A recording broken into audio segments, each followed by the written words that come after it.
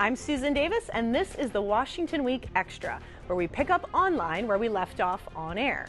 Dan, I want to start with you. Under the 8 years of Obama, the Democratic Party has lost 12 governorships, 13 Senate seats, 60-some House seats, and over 900 seats in state legislatures. So isn't part of the Obama legacy a breakdown of the structure of the Democratic Party? I think there's no question about that. I mean, if you look at the personal success that the president had, first Democrat since FDR to win a majority of the vote in 2 consecutive elections, and you look at what happened to his party while he was president, which is just a hollowing out across the country of the Democrats. It's clearly part of his legacy. I mean, I think part of it is that Barack Obama came to the White House as a singular figure. He was not a party person. He had not come up through the party ranks. He was an outsider. He didn't know the party. And he never particularly cared about it. He didn't care about the structure of the party, the institutions of the party. And they withered under him. And the Republicans were very effective in the midterm elections of taking advantage of criticism of his record to push through success in those elections. And you know, the final sort of indignity for him in terms of what happened to the Democrats was what happened in the presidential election this year. Now, you know, it's not, he wasn't running, it was Hillary Clinton who was running, but that still ends up as part of his legacy. The Democrats, he leaves office with the Democrats having no control in Washington and little control across the country. But he has also said that he wants that to be a priority of his post-presidency now, isn't it? To rebuild that structure of the party? Well, perhaps, but he had much more opportunity to do it as president than he will have as a former president. Mm-hmm. Yeah. Jackie, you wrote about a picture, one picture in particular that comes out of the Obama White House, and it was a 2012 photo of the president in the Oval Office bending down as a young black boy touches his hair.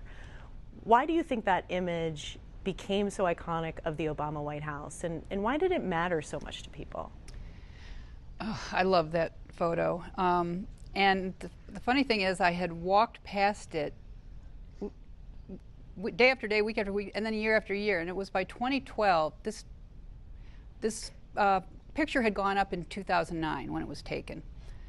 And it was in the West Wing, and I would walk by it on my way to the press office. And finally, I thought, I've seen since the Clinton administration, and I know it goes back to at least Ford, that these pictures of the president at play, at work, they rotate out regularly.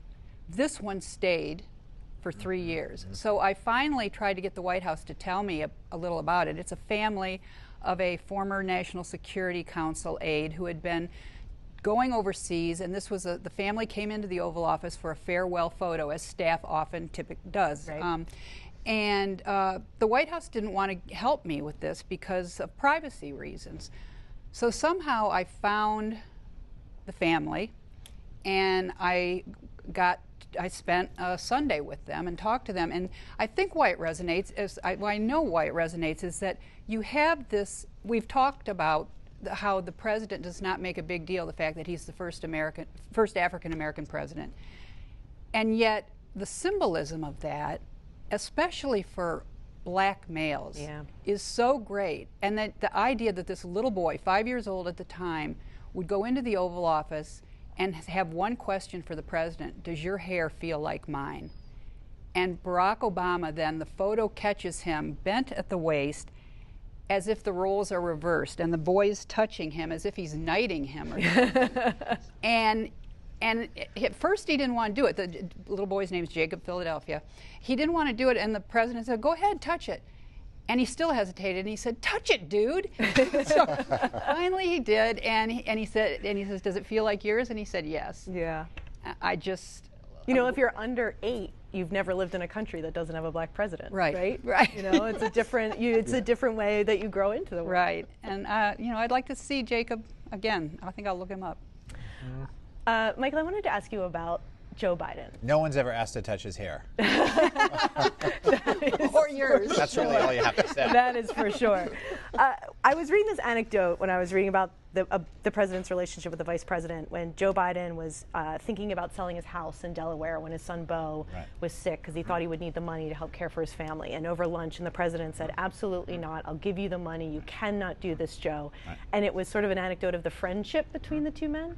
How authentic is that friendship, and what do you think that legacy Well, is? clearly that kind of an offer bespeaks an authentic friendship, and it's all the more remarkable because of what Dan just said, which is that Barack Obama is a singular person. Yeah. This is, that, like all president, vice president tickets, that one was a shotgun arranged marriage, but this one took in a way that most don't really take. Certainly Clinton and Gore had their issues, Quayle and Bush had their issues, Cheney and Bush had their issues.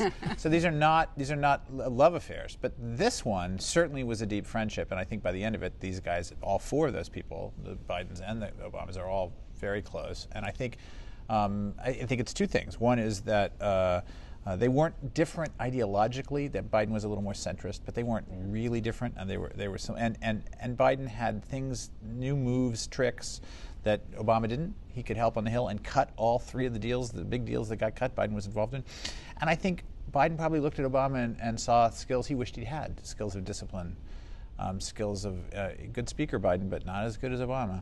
And I think they were, for the most part, treated each other with respect, which also we all know from covering White Houses doesn't always happen. Yeah. So I think that's the real deal, and all the more amazing because I think Obama didn't really need anybody. Well, we can't leave without talking about the other Obama, Michelle Obama. How do you think, what role did she play in shaping the Obama legacy? I think she helped sort of make Obama more relatable, if you will. I think there's one thing people would say about the president, a great speech maker, but a lot of people see him as a little aloof, particularly people who have to deal with him day in, day out. Right? It's hard to get to the guy. But she was kind of the opposite, so authentic, so, I mean, equally classy and learned and all of that, but she was someone you can touch, and I think you saw that in her political development. Early on, she was a very reluctant campaigner. She was basically a target for Republicans. You remember some of the comments early on. But by the end, she was, for my money, she was Hillary Clinton's maybe second best surrogate, if not top surrogate at the end. Yeah, exactly. So I think you kind of see her development through that. You see the let's move thing. I mean, she was somebody I think a lot of America can connect to. It's also interesting because the Obamas leaving office are so young.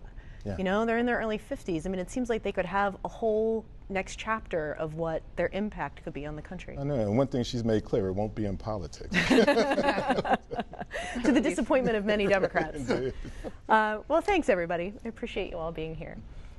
There's more online, including this week's Washington Weekly News Quiz. Test your knowledge about the Obama family. Thanks for watching. We'll see you on the next Washington Week Extra.